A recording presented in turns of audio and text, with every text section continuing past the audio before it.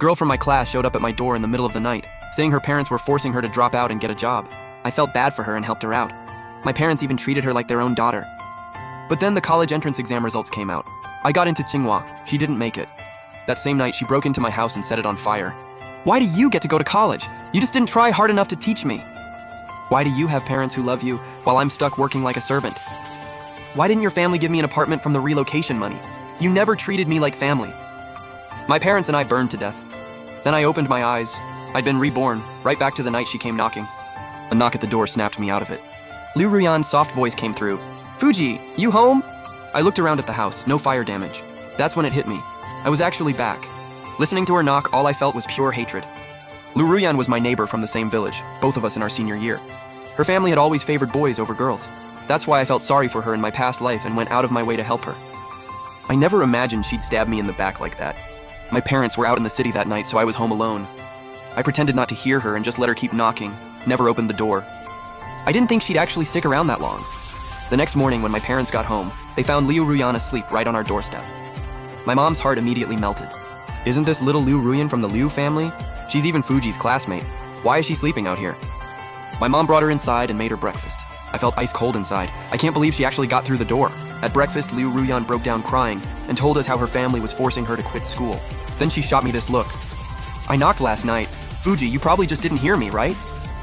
My mom gave me the side eye. Fuji never used to sleep that heavy. You left this poor girl outside all night? Then she turned to me. You should help Ruyan out. You're in the same class anyway. Starting now, she comes here for breakfast and late night snacks. You're at a growing age and you can't be skipping meals. Liu Ruyan lowered her eyes and gave a quiet nod, playing up the whole helpless girl act. Looking at those innocent eyes of hers, I felt a chill run down my spine. I don't know what she said to them, but somehow her family stopped pressuring her to drop out. The next morning on my way to school, I even saw her grandma walking her there personally. They looked like the perfect loving family, yet just the day before they were pushing Liu Ruyan to quit school. But I still caught the fear and hurt buried deep in Liu Ruyan's eyes. After school, Liu Ruyan came up to me. Hey Fuji, I didn't really get today's math problems. Can you walk me through them?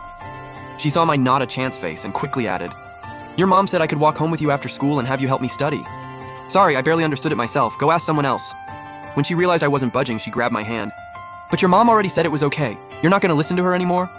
I was trying to figure out how to shake her off when our homeroom teacher's voice cut through. Fujie, Liu Ruyan, what's going on here? I turned around. There he was, arms crossed, stone-faced. Both of you, my office now. We got called in. The teacher told us this is crunch time before the college entrance exam, and whatever feelings we had going on needed to be put on hold. I sighed. Great, he thinks we're dating. Then the teacher suddenly said, Ruyan, you can go, Fuji, stay. Have you seen your last monthly exam score? Once Liu Ruyan was out the door, the teacher did a complete 180. Fuji, what's the deal with you and Liu Ruyan? I cleared things up. No, we're not dating. I also briefly explained how her family kicked her out and we'd been helping her. The teacher looked serious. I'd strongly advise you to keep your distance from Liu Ruyan. That caught me off guard. Why would he say that? Does he know something? There are things I can't fully get into. Just, your whole family should limit contact with her. Focus on your studies. Walking out of school, I kept turning it over in my head. What did he mean? Does he know something about Liu Ruyan that nobody else does? I got home to find Liu Ruyan already sitting in our living room, chatting my mom up and making her laugh. Mom saw me walk in and proudly held up a little fabric pouch. Look what Ruyan made me by hand. See? This is why having a daughter is the best. You're useless, always giving me attitude. The thing is, I'd seen Liu Ruyan's grandma carrying the same exact pouch, and my mom's version looked noticeably worn. So I casually asked, how come there's a grease stain on it? Oh, Ruyan made it a long time ago but was too shy to give it to me. It was just sitting on the table and got some oil splashed on it. Liu Ruyan nodded along, looking a little fidgety. I laughed on the inside. This was definitely her grandma's old one, grabbed last minute to butter my mom up. She just swiped it to win my mom over. Then Mom turned to me. Fuji, can you find some time to help Ruyan study? She's been struggling with math. Liu Ruyan waved it off shyly. Auntie, it's fine, really. It's getting late and I don't even have anywhere to sleep. I should probably just head home. Mom thought about it. Why don't you just stay the night? I'll call your family and let them know. My stomach dropped. I immediately shut it down. Mom, that's not a good idea. I still have assignments to finish. My mom didn't push it, so she walked Liu Ruyan to the door. Over the next few days, Liu Ruyan kept trying to get close to me, always coming up and starting conversations. I ignored her, but to everyone else at school, it probably looked like we were tight. My mom could tell I wanted nothing to do with Liu Ruyan, so she stopped inviting her over. Liu Ruyan could feel the cold shoulder from my family, and she started to panic. Then one day, during a weekly review session, she got up to share in front of the class, and randomly called me out. I especially want to thank my classmate Fuji. Without him tutoring me, I never would have improved this fast. The whole class turned to stare at me like it was a show. My heart sank. When did I ever tutor her? After class, my buddy Chen Hao pulled me aside. Bro, no way. You and Liu Ruyan are actually a thing? I shut that down fast. We have nothing going on. I never tutored her either. Well, the whole class is saying something. But yeah, you should probably stay away from Liu Ruyan. I was confused. Why is everyone telling me the same thing? So I pressed him. Bro, if you know something, just say it. Stop being so cryptic. How am I supposed to watch out for myself if I don't know what's going on? Chen Hao glanced around, then lowered his voice. You didn't hear?